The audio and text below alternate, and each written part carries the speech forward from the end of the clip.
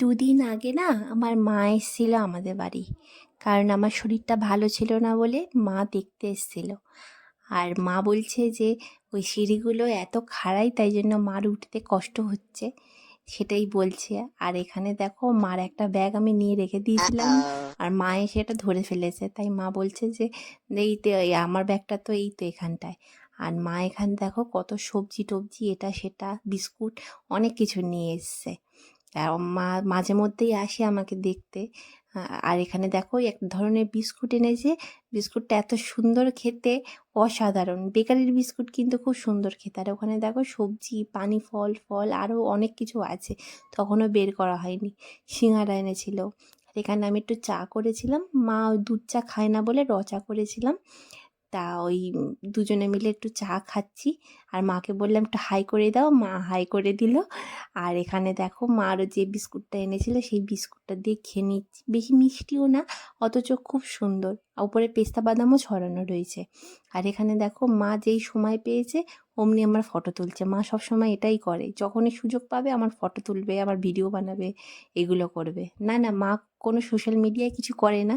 মা, আমি মেয়ে বলে ভালোবেসে মা মাঝে মধ্যে যাতে দেখতে পাই, সেই জন্য আমার ভিডিও ফটো এইসব তো যখনই সামনে থাকি তখনই এগুলো তুলে নিয়ে যায় মা ফাঁকা টাইমে দেখার জন্য। আর এদিকে মা এসছে বলে ও তাড়াতাড়ি চলে এসছে দোকান থেকে। এসে এখানে দেখো কত সবজি, ও সবজি বাজার কত কিছু করে নিয়ে এসছে। তাই মা জিজ্ঞাসা করছে ফুলকপির দাম কত নিয়েছে, কী করেছে। আর এখানেও আমার কয়েকটা নাইটি নিয়ে এসেছিলো। আর এই যে মা যে সিঙ্গারা নিয়ে এসছে সেটা আমরা সবাই মিলে খাওয়া দাওয়া করছিলাম। সিঙ্গারাগুলো খুব সুন্দর ছিল। আর বাবাও এসেছিলো দোকান বন্ধ করে পরে। আর এখানে বলছে যে ছাদের পাত্রী এসছে পাত্র দেখতে। এমনভাবে আমরা তিনজনে বসে আছি যে তিনজনে যেন ছেলে দেখতে এসছি এরকম মনে হচ্ছে। তাই ও বলছে পাত্রী এসছে পাত্রকে দেখতে, পাত্র ভিডিও করে দিচ্ছে। আর এখানে একটুখানি মন খারাপ হয়েছিল বাবা মার, সবারই, আমাদের চারজনেরই। এই কি কথায় কথায় বিভিন্ন পুরনো কথা উঠছে, যে যে দুর্ঘটনা আমার সাথে ঘটেছে সেই সব নিয়ে কথাবার্তা চলছে। তাই বাবার মনটা খুব খারাপ।